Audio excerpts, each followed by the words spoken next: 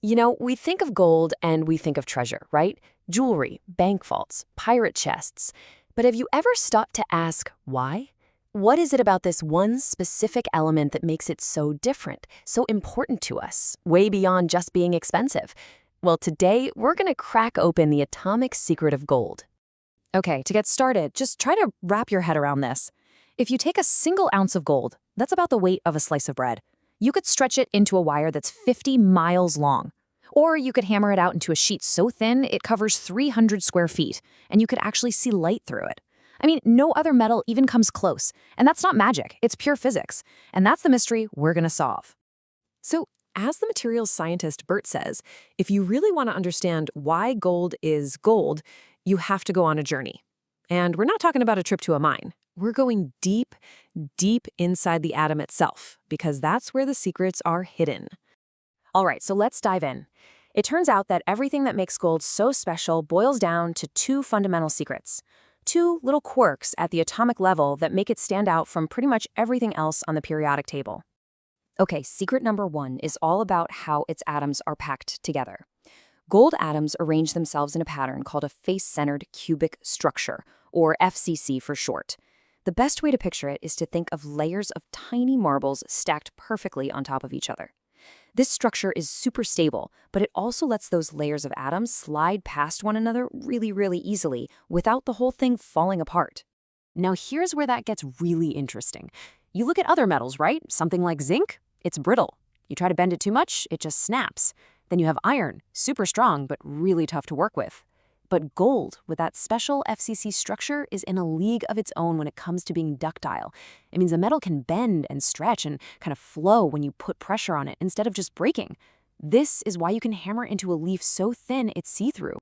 But wait a minute, that only solves half the puzzle. What about its most obvious feature? I mean, think about it. Almost every other pure metal is kind of grayish silver. So why is gold, well, gold? The answer is the second secret. And trust me, it comes from a place you would never expect. The answer is Einstein's theory of relativity. No, seriously, the exact same theory that explains black holes and warped space-time is also the reason gold has its color. It sounds like something out of science fiction, but it is 100% pure physics.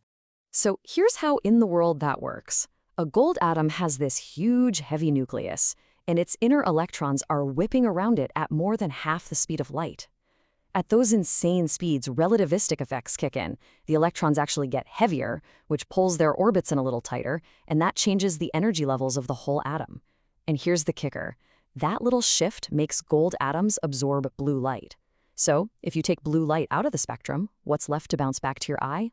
All the other colors, which our brains see as that beautiful, warm yellow. Yep, without Einstein, gold would just be another boring silver metal. And this is a perfect example of what we're talking about next. You take these two atomic secrets, that perfect crystal structure, and those weird relativistic electrons, and you put them together, and what you get is a set of actual superpowers that we can see and use in the real world. Remember that sheet of gold so thin you can see through it? We call that gold leaf, and it's only about 0.1 micrometers thick. We're talking about a sheet that's just 1,000 atoms tall. That's it. That extreme workability is a direct result of those sliding FCC atomic layers we were just talking about. And its ability to be stretched is just as wild.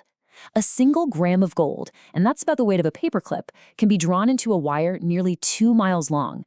This isn't just a cool party trick, by the way. This property is absolutely essential for a lot of our modern tech. So you add it all up, and you get this incredible, unique combination of properties. It can be shaped like nothing else. It's chemically inert, meaning it never rusts or tarnishes, which, by the way, is also because of relativity holding its electrons so tightly. On top of that, it's a fantastic electrical conductor, it's not harmful to our bodies, and it's great at reflecting heat. Seriously, no other element packs all of these superpowers into one package. And this unique skill set is exactly why gold has become one of humanity's most essential metals. It's been critical for everything from ancient art to our most cutting-edge technology. For example, let's go way back. The ancient Etruscans, more than 2,700 years ago, figured out this amazing technique called granulation. They could fuse these teeny tiny gold spears onto jewelry without actually melting them. They used a clever mix of copper salts to basically create a microweld. It was so advanced that it baffled scientists until the 20th century. And the whole thing only works because of gold's unique atomic properties. Okay, now let's fast forward to today. Deep inside every single computer chip, there are these impossibly thin gold wires that connect the chip to the rest of the world. The process uses heat and vibration to get the atoms of gold and aluminum to literally mix together and form a permanent bond. Now, it's a totally different method, but the core principle, it's the exact same as what the Etruscans were doing, using gold's fundamental nature to make perfect, reliable connections. So where is all this gold now? Of the roughly 200,000 tons that have ever been mined in all of human history, about half of it is in jewelry. Makes sense. But a really big chunk, almost a third of it, is being used for investments and in crucial industrial applications like electronics, dentistry, and even aerospace. And its role in high-tech is just irreplaceable. You've got the mirrors on the James Webb Space Telescope, which are coated in a thin layer of gold to perfectly reflect infrared light. Your smartphone right there in your pocket has about 30 milligrams of gold in its connectors.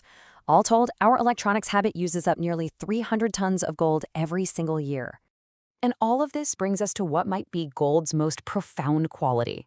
Because it doesn't rust or corrode or decay, gold is, for all practical purposes, eternal. It just exists in this constant cycle of being used and reused.